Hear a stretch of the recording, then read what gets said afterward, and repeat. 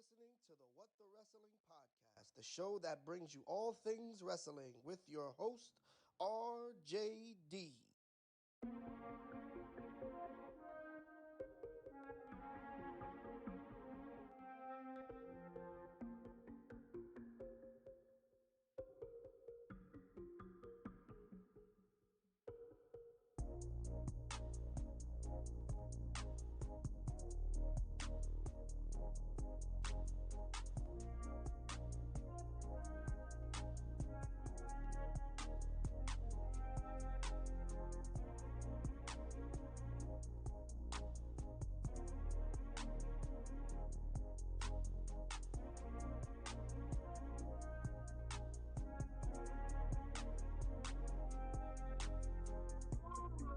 Oh, you already know what time it is.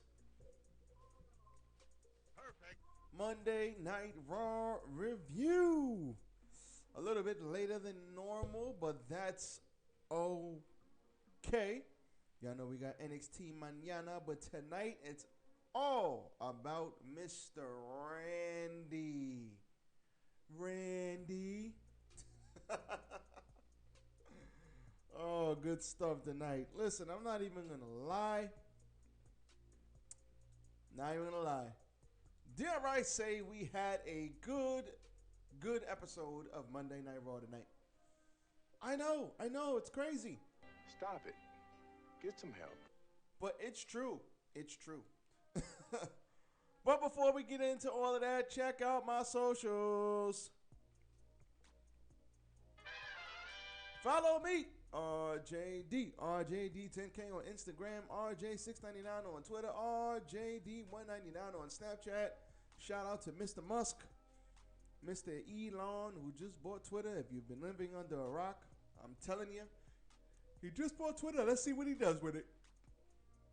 Most importantly, follow What the Wrestling on Facebook and YouTube and TikTok. Let's go!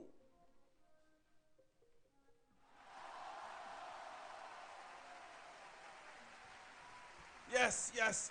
'Tis I, RJD here, with the delayed reaction and the water, which I will be taking a sip of because I'm thirsty. But 'tis I, RJD here. Welcome to What the Wrestling.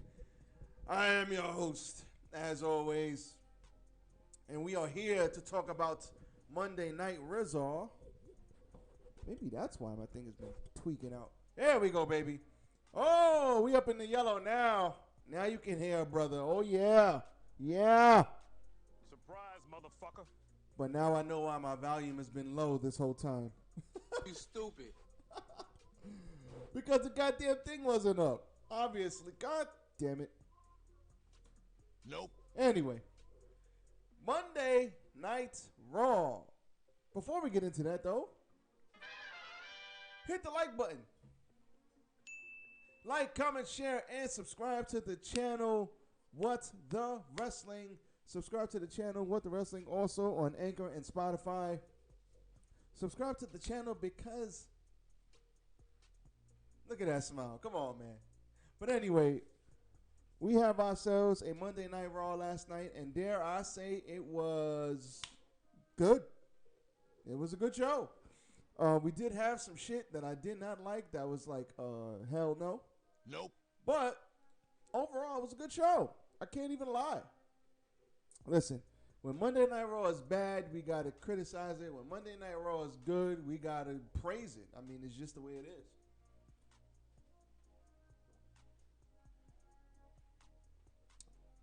This thing right here, had to drink a sip of water. It reminds me of like the canteens. If anybody ever played Medal of Honor, and you got to pick up the canteens of water for health. Like, that's what this reminds me of. But anyway, Monday Night Raw coming to you from Randy Orton's hometown. Last night celebrating 20 years of Mr. Orton. That was kind of cool. Not gonna lie, I kind of dug it. I kind of dug this whole, celebrating Randy Orton. And it's funny to see where Randy Orton came. And, well, let's start from the beginning. Riddle came out. He bigged up Randy. They had a video package highlighting Randy's 20-year career. Hard to believe Randy Orton's been around for 20 years. That is crazy. It's very hard to believe he's been around that long. But he's been around that long. Craziness. But 20 years of Mr. Orton. In favor of Randy Orton, I have the 80s porno stash going on. Yes. In favor of Randy, I'm joking. I just felt like cutting my hair. I'm joking. You stupid. But in all seriousness, 20 years of Randy, been around a long time.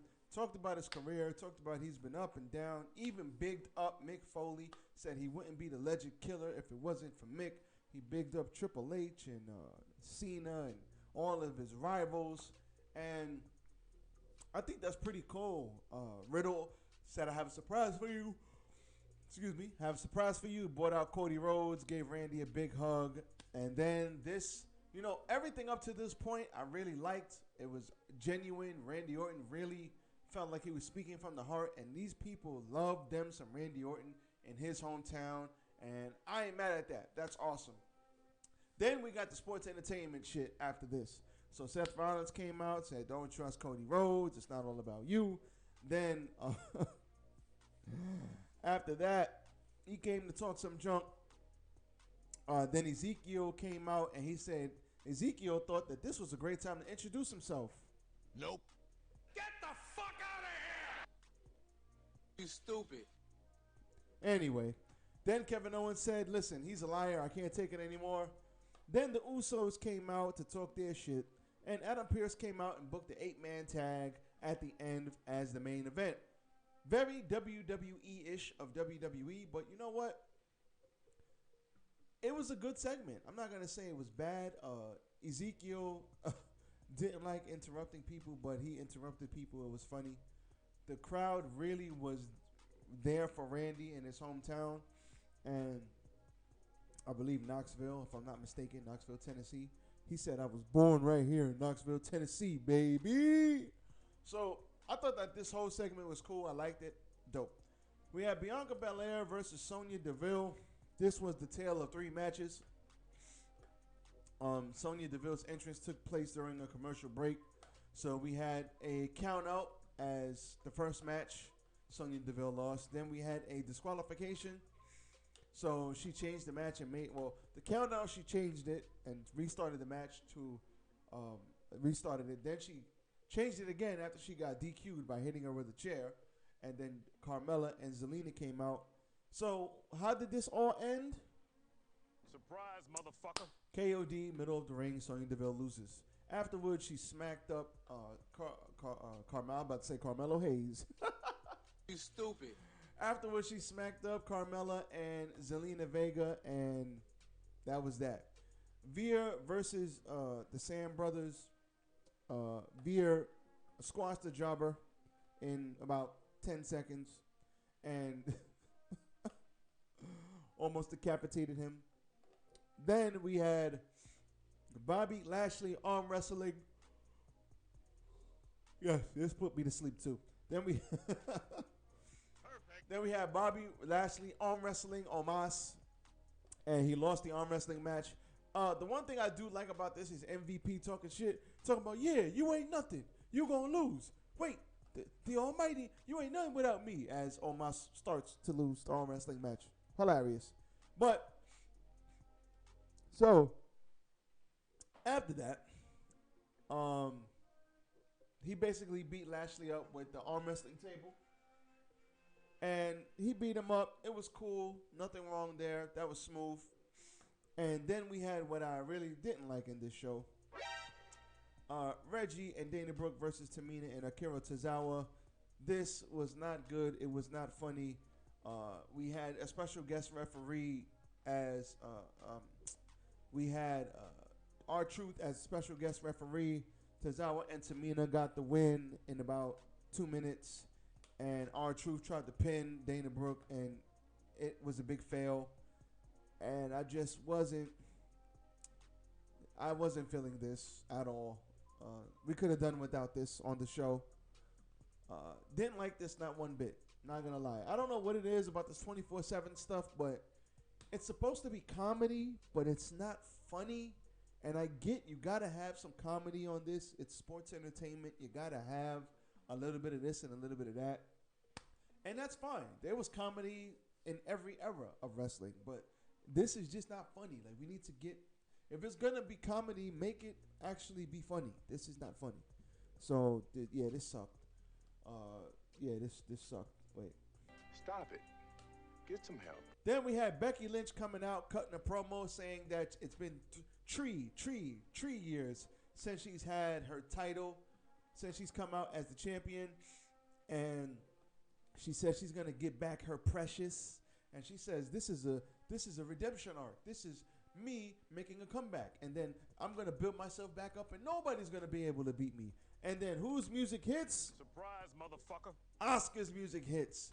Man, it is good to see Asuka back doing her sorry you're on, doing her little flaming thing, her little charismatic entrance. And she says, nobody's ready for Asuka. I'm going. Why is my phone going off? Sorry about that. I am going to beat you. Shout out to Asuka. I love Asuka. Asuka's great. Triple H built NXT around Asuka for a period of time. And man, Asuka is like phenomenal. And Asuka looks like she's in great shape. Looks like she's been working out. She was hurt for a while. But then they had her backstage fucking doing nothing forever. Now Asuka gets to showcase her skills. Let's go. Asuka is probably one of the best in-ring workers that they have, besides Sasha Banks and Bayley and Becky and Bianca Belair is getting up there. But Asuka is just, man. Go back and watch Asuka Ember Moon 2 on NXT. Go back and watch it. That's all I have to say.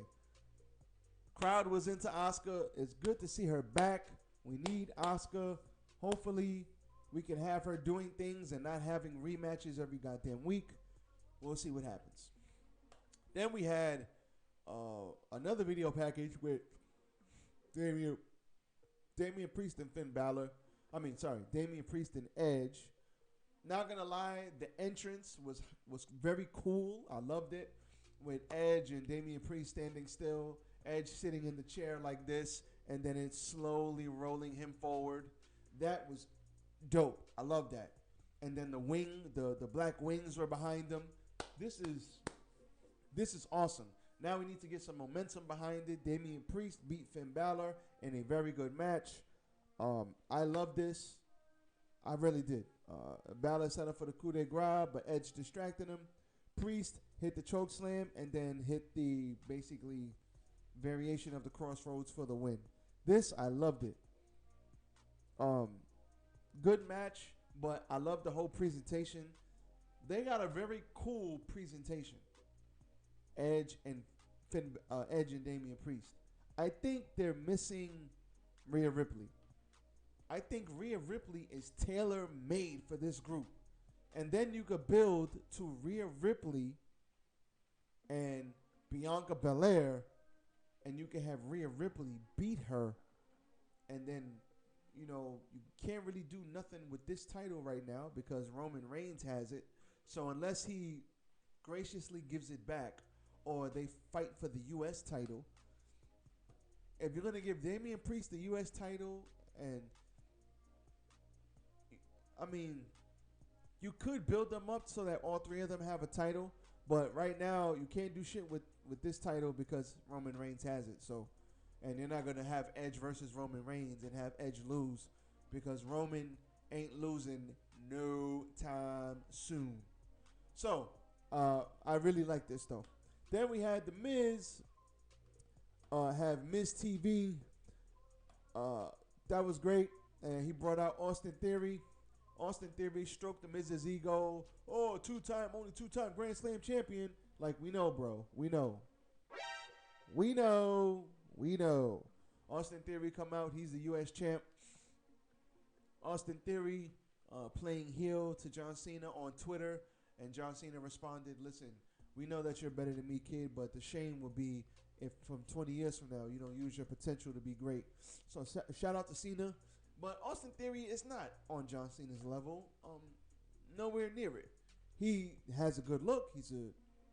He has a good look, great body, young guy, talented as hell. But John Cena has charisma, and I think Austin Theory is missing that. And I think once he gets that, he's going to be A-okay. But this brought out Ali, and then they laughed at Ali, cut some jokes on him, cut ass on him, and he said, "Listen, if you really want to laugh, let's talk about watching you wrestle." Emotional, damn it. Excuse me. So Ali and The Miz had themselves a good match, and Ali ends up countering the figure four and rolling up The Miz for the win. I love this. I love the fact that we got Ali back. He's been sitting in the back. He's asked for his release. Obviously, they ain't letting him go. If you look at Ali's Twitter, the brother is crispy smooth in the ring. He is wrestling with his students, and he's doing all sorts of things, and he's crispy. Very, very good in the ring. I would love to see a 20-minute match between him and Finn Balor. Let them go. Let them guys go. Put a great story around it. I want to see them guys go out and kill it. I love watching crispy professional wrestlers, and these guys are crispy. Shout out to The Miz, too. This was a very, very good match by The Miz and Ali. Then we had Cody Rhodes, Ezekiel, RK Bro versus Seth Rollins, KO, and the Usos. This match was all about the hot tag. The hot tag built when Randy Orton came in. And, I mean, everything was good up until then. But, man, when Randy Orton got that hot tag, he was laying everybody out. He went to the outside and put everybody through an announce table. Kevin Owens, Seth Rollins, and I think Jey Uso. He hit Jimmy Uso with the DDT. Then he went back in and got an RKO on Seth and assisted RKO on KO. And then an RKO on Jimmy. And then he hit Jey, who tried to hit him with a splash. He hit him with an RKO off the top. The crowd went ape shit for this. This was Randy Orton Appreciation Night for real. It really was. And they were just like, yes, Randy. Yes, RKO everyone. Yes, RKO everyone. They went crazy for this, as they should. And this is how it went off the air. Give me a hell yeah. So I'm not going to sit here and complain. This was a good show on Monday Night Raw. I remember watching the Monday Night Raw when Sasha Banks and Bayley, when Bayley debuted. That was a Raw after Mania. That was a long time ago, maybe 14, 15, 2014, 2015, 2016, something like that. And that was another good Raw. That was another good show. And Raw does this. They do this every couple of months. They would like sprinkle in a good Monday Night Raw or a decent Monday Night Raw, and then you'll be like, oh shit, maybe they're turning. Oh shit. Then the next week comes and it's like, God damn it. Emotional, damn it. So listen, Monday Night Raw is trying to get better. SmackDown, not so much, but they're trying. So because they're trying, I'll give them an A for effort. So that was your Monday Night Raw. That was your Monday Night Raw review. Tomorrow we have NXT. So stay tuned for my NXT review tomorrow. If you want to see me play some Resident Evil Village, check me out on RJDTV. I will be probably going to be doing more of the castle tonight, if not tomorrow. Definitely tomorrow before Dynamite. But if not tonight, I'll be doing it tomorrow after my stream. I'll be live streaming it after the podcast goes up. So look out for that. I love you guys. Tomorrow, NXT review. Catch me. I am out. Y'all already know what time it is. Peace.